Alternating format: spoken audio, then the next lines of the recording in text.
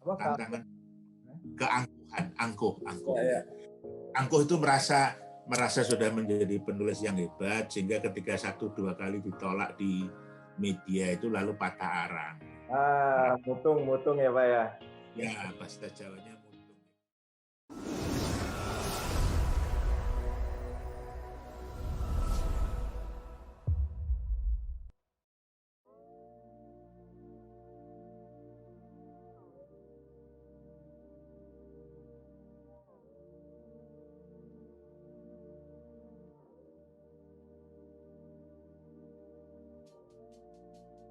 Nah, ini kan banyak dosen sudah punya banyak ilmu ya, juga mahasiswa mungkin tingkat-tingkat akhir sudah cukup belajar banyak gitu.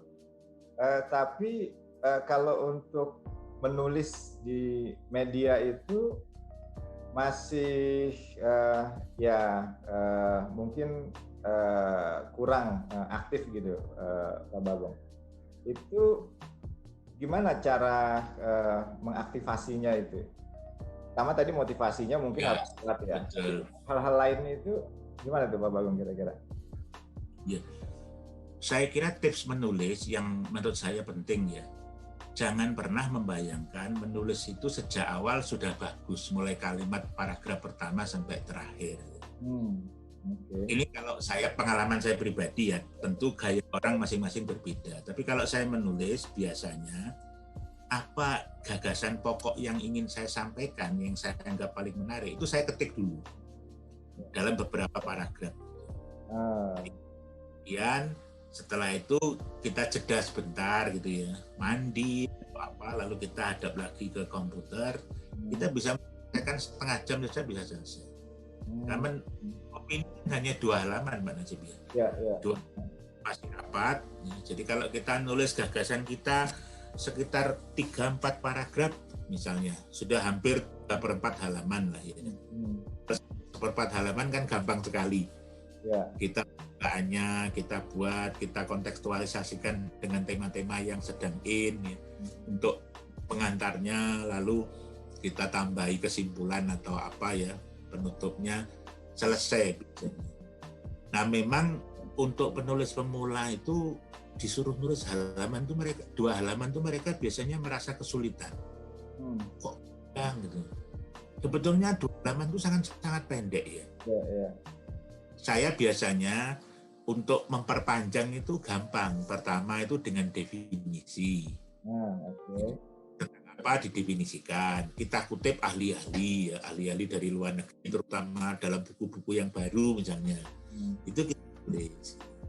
Itu kan sudah 1 paragraf. Yang kedua dengan data. Data membuat, kan tinggal di Google bisa cari ya. Saya misalnya kemarin menulis di Republika tentang anak Gaza itu. Saya tinggal search saja berapa jumlah korban anak akibat konflik Gaza, keluar datanya. Sampai itu berapa, 27 anak jadi korban. Tinggal ketik saja. Dengan data kan sudah 1 paragraf ya. Bisa juga data yang kalau time series lebih bagus.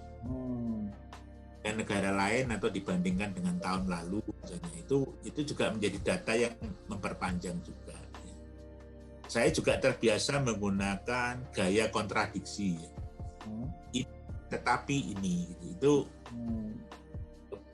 gaya bahasa yang banyak saya kembangkan. Menekankan kekuatan paragraf itu dengan mengkontradiksinya. Seharusnya begini tapi terjadi begini. Idealnya begini, kenyataannya begini. Itu sudah 1 paragraf. Kita kombinasikan, ditambah plus paragraf-paragraf dari gagasan kita, tulis 2 halaman itu kadang setengah jam aja kan bisa selesai. Waduh. Bisa. Cukup Ya maksimal 1 jam ya. Ini kalau nulis kan dulu waktu saya belum diangkat jadi dekan itu, beberapa teman kan tidak setuju. Salah satu alasannya saya dikhawatirkan nanti tidak lagi aktif menulis. Tidak produktif lagi. Karena ada tugas administrasi begitu, benar tuh Pak. Betul ya. Tapi saya santai saja. Saya Saya sering kali rapat, ikut pengukuhan guru besar gitu ya. Saya ngetik saja, saya bawa laptop. Jadi tinggal ngetik santai gitu. Jadi setiap kali rapat saya malah jadi artikel 1. Santai gitu ya. Ya. Dengan laptop itu kan sangat dimudahkan Pak Najib. Ya. Tapi sekali lagi.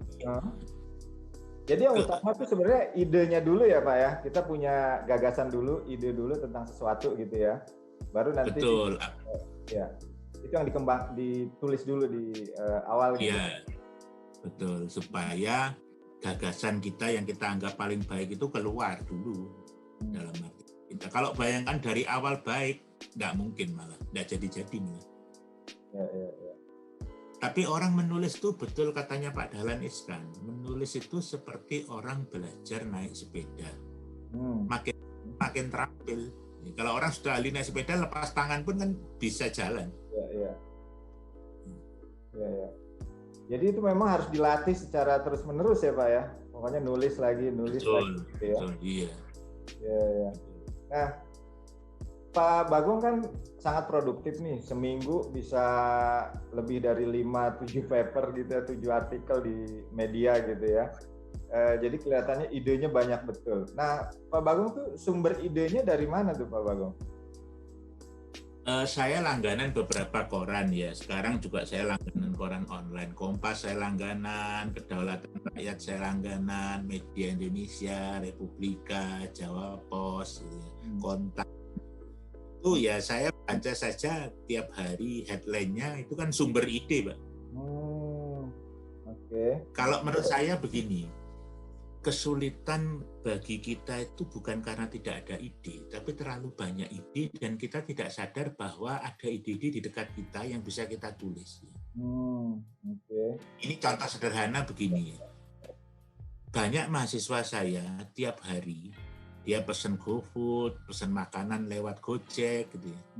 Tapi tidak pernah kepikir, saya tak menulis skripsi tentang Gojek. Padahal sehari-hari ya dekat dengan mereka gitu ya. Mahasiswa kehidupan mereka ya. Sehari-hari mereka hanya ke kampus naik sepeda motor ya. Tapi tidak pernah yang terpikir, saya tak meneliti ketaatan perilaku berlalu lintas remaja urban misalnya gitu. Jadi yang dialami keseharian. Ya. Tiap hari nonton drama Korea, tidak pernah berpikir meneliti tentang drama Korea. Ya. Kalau istilah akademisnya itu linking, delinking gitu. Jadi kalau linking ya, mengkait, tapi kapan harus berjarak dengan realitas itu. Kalau mau cari ide harus berjarak dengan realitas. Ya. Jadi kita hanya selama ini penikmat keadaan aja, penikmat keadaan aja Pak. Jadi selama ini kita penikmat keadaan aja. Jadi ada GoFood ya kita seperti ritual biasa aja menikmati kemudahan dari GoFood. Kemudian kita nonton drama Korea ya kita menikmati drama Korea. Udah, tapi kita tidak punya ide kritis gitu, apa yang bisa kita jadikan sumber untuk tulisan ya. Itu ya kita semacam larut aja gitu dengan kondisi-kondisi yang melingkupi kita gitu, sehingga kita rasanya ruwet mencari ide, akhirnya mencari ide yang jauh-jauh gitu Pak. Nah itu gimana gitu, Pak, bisa dekat dengan sehari-hari, ketemu ide di lingkungan kita sehari-hari gitu. Menulis opini kan beda dengan menulis jurnal ya. Kalau jurnal kan banyak ide mendalam gitu, kita elaborasi secara detail. Tapi kalau opini itu kan cukup 1-2 ide dalam satu tulisan, 1-2 gagasan saja. Jadi tidak usah muluk-muluk memang. Misalnya ada peristiwa jalur Gaza, Israel menyerang ya. Kalau kita sambil lalu ya wah kasihan ini kok ada negara membuat sengsara masyarakat Palestina. Sudah selesai. Ya, berhenti di situ Pak. Berhenti di emosi aja udah selesai gitu. Betul, ya. Tapi kan harus dicari apa kira-kira ya. Di luar isu, saya kan bukan HI ya, bukan pengamat internasional. Saya mengajar masalah sosial anak ya. Saya cari isu anak ya. Bagaimana anak. itu memperoleh hak dia untuk dilindungi dan tumbuh kembang secara wajar, Ya. atau bagaimana penderitaan mereka karena hidup di daerah konflik. Ya. Jadi harus kemudian ditempatkan dalam satu konteks realitas itu, baru bisa kita tulis. Kalau enggak, realitas itu lewat terus di samping kiri kanan kita, Ya. di atas kita, tapi kita enggak pernah berpikir, oh ini bisa saya tulis. Benar. Itu yang saya alami juga, Pak. Iya, harus dengan ya. Iya. Kayak teman kita Pak Haryo itu kan ya rajin menulis ya. Iya, luar biasa. Saya kadang-kadang kagum ya Pak Haryo, Pak Bagong ya. Idenya kok nggak habis-habis ini.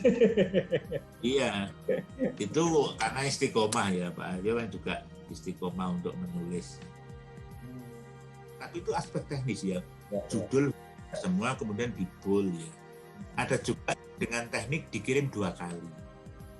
Kirim satu, nanti kirim lagi 1 kali. Itu juga membuatkan kita besar untuk dilihat. Tapi jangan terlalu sering juga, itu membuat redaktur juga jengkel.